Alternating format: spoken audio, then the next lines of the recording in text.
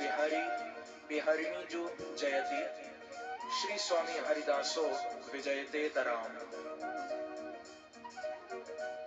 ब्रजमंडल की जो अधिष्ठात्री देवी हैं वो हमारी श्यामाजू श्री राधा रानी है, जो ब्रजमंडल 84 कोस में फैला हुआ है।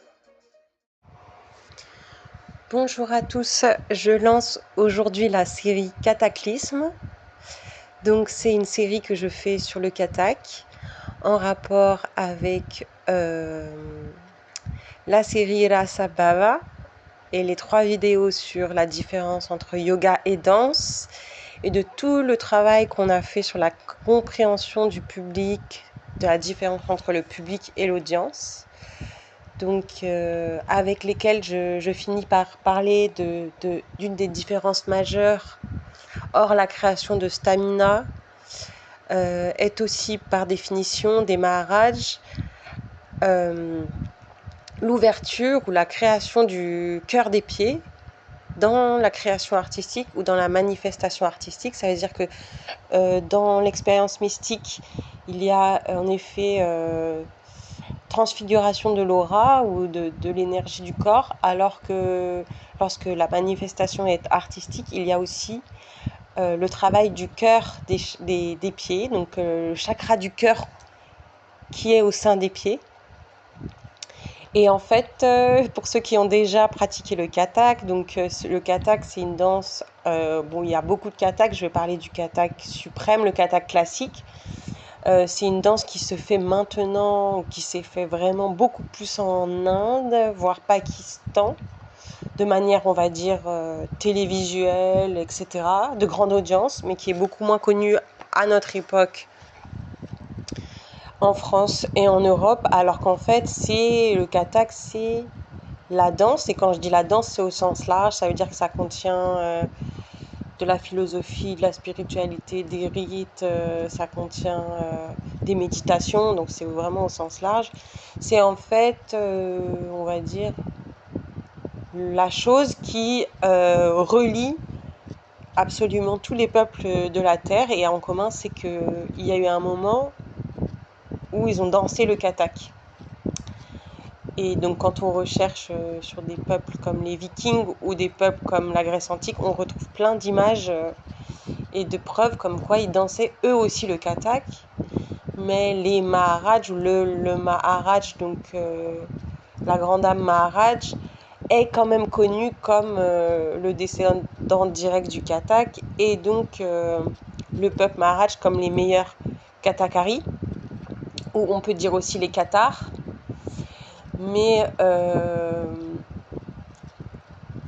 c'est quand même dansé en fait par toutes les, on va dire, les grandes âmes de toutes les peuplades dans les périodes, toutes les périodes, et puis pas pour rien, en général c'est vraiment pour quelquefois gagner des guerres.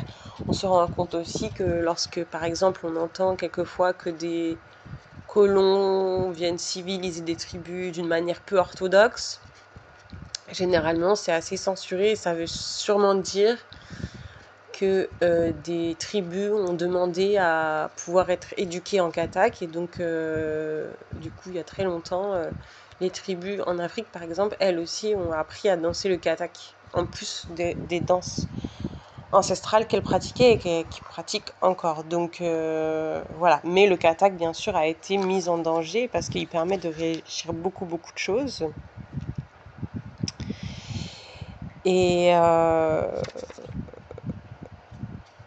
et donc les Cathares, comme vous pouvez retrouver beaucoup de vidéos sur internet, sont en fait, au bout d'un moment, comme la plupart des gens ont choisi d'œuvrer dans le kathak pour faire évoluer les choses sur la planète, sur ce plan matière-là, on a créé une sorte d'armée, on peut dire aussi une odyssée, qui s'appelait les Cathares, et tu avais tous les meilleurs danseurs de kathak de la Terre, qui s'étaient dédiés à ça, et ça créait une armée qu'on appelait les Cathares. Donc c'était une armée qui était extrêmement intéressante parce qu'en fait elle mélangeait plein de nationalités différentes, et la différence avec les athlètes, parce qu'il y avait aussi des athlètes qui sont aussi très proches des artistes et qui font partie du règne des artistes, c'est que les athlètes, c'est le lien entre l'artiste et la royauté. Donc ils sont très reliés à la royauté. Les artistes, pas forcément. Pas forcément. Ils peuvent n'appartenir à aucune cour, par exemple. Ils ont le droit, alors que les athlètes, généralement, non. Mais ils font le lien entre les deux.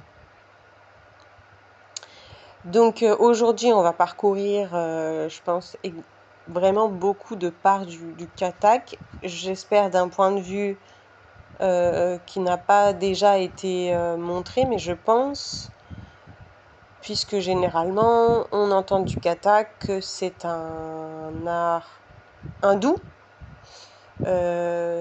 qui vient du mot kathar, qui veut dire raconter, et qui sert à raconter les histoires dans les temples. Donc c'est une définition qui est aussi vraie, mais on va venir vraiment rentrer à l'intérieur de l'instance du Kathak. Donc on va comprendre d'autres choses. Mais c'est vrai que le Kathak, à la base, c'est pour raconter les mythes dans les temples et faire venir les mythologies et éduquer aussi, y compris ceux qui ne savent pas lire par exemple, par le mime des mythes en danse suivant des tals. Donc les tals, ce sont les rythmes qui sont utilisés en Kathak. Il y en a plusieurs, par exemple le Tintal, c'est 16 temps, donc on pourrait dire c'est aussi des sortes de motifs. Vous voyez un petit peu comme pour ceux qui ont déjà fait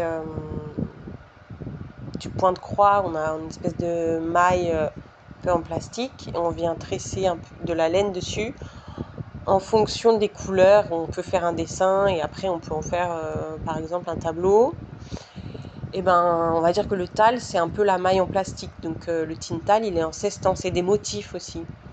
Et vous pouvez retrouver, il y a le hektal, je crois qu'il est en 10 temps.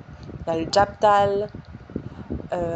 Voilà, donc ça dépend des temps. Et en fonction des temps, donc 6, 5, 7, 10, il y en a en 12, il y en a en plus de 16 aussi, je crois. Pareil, vous pouvez retrouver sur YouTube aussi plein de choses. En fonction des temps, ils vont avoir certaines paroles qu'on appelle padent. Et donc ça va donner, par exemple, sur le tintal, ta teite tat a teite tat, ta teite tat a teite tat. Donc ça c'est le tintal. Et on a aussi, on peut retrouver aussi da din din da, da din din da, da tin tin ta, tat din din da. Ça c'est les tintals aussi au niveau des bols. Donc voilà, je vous laisserai regarder sur internet parce que je crois qu'ils y sont vraiment tous, ils sont hyper bien expliqués, donc vous pouvez vraiment retrouver ça. Et donc on retrouve dans le Kathak, de toute façon, maintenant une fois on va rentrer dans la profession, plus trop l'utilité qu'il en a eu à un moment, mais plutôt la profession de celui-ci. Et c'est avant tout un travail des pieds et avant tout un travail de frappe des pieds au sol selon des rythmiques. Donc c'est vraiment le propre du Kathak, c'est la frappe des pieds au sol selon des rythmiques précises et qui est mise en valeur et attribuée aussi par ce qu'on appelle des gungrus, qui sont des grelots, ou on peut dire aussi des cloches, qui sont reliés au temple. Et il y en a des gungrus chrétiens qui sont reliés aux cloches des églises, qu'on met autour des chevilles et qui vont en fait répercuter l'ouverture du chakra des cœurs sur les pieds au moment de la frappe au sol, avec certaines matras. Donc les matras, c'est aussi les temps. Quand des fois on voit quelques maîtres qui les font, qui les marquent, qui les utilisent avec comme des claves, vous voyez. Et donc ça va permettre de diffuser, mais de renvoyer aussi au temple les frappes au sol. Et donc les rythmes, donc hektal, japtal, tintal, etc., c'est aussi des adresses en fonction des plans de matière ou des plans de conscience. Ça veut dire que, grosso modo, si on parle en tant que planète, on a une planète qui vit avec d'autres planètes, comme on a des fois les images du système solaire. Grosso modo, ça voudrait dire que Tintal, c'est l'adresse de la Terre, parce qu'en fait, elle tourne en Tintal. Japtal, c'est l'adresse, par exemple, de Saturne. Hektal, c'est l'adresse du Soleil. Et donc, en fonction du tal qu'on choisit, Donc le tal, il est joué par les joueurs de tabla, c'est ceux qui font les percussions, mais il y a aussi des boîtes à rythme où on peut en choisir avec des sortes de pistons. On va appeler aussi une planète ou un plan de matière. Par exemple, je mets hectale, ça veut dire que je me relie au soleil. Maintenant, je peux voir peut-être ce qui se passe sur le soleil, et à ce moment-là, si je vois quelque chose, c'est comme ça que le katak est expliqué en tout cas, un être marcher sur le soleil en train de récupérer des fleurs par exemple, je le mime, et la façon dont je vais bouger sur le tal, donc ça va donner en fait la chorégraphie avec par exemple digta, digtei, tatatei, tetatei, ça va aussi montrer quel être suprême je suis en train de mimer sur scène. Voilà, je sais pas si vous voyez un peu pour comprendre un peu la logique en fait de cette danse-là, avec beaucoup, donc c'est ce qui peut permettre aussi l'improvisation. Avec les moments comme dans le soufisme, on a les balls d'improvisation, à la ball. Et pour le chant, etc., ça marche pareil. Voilà.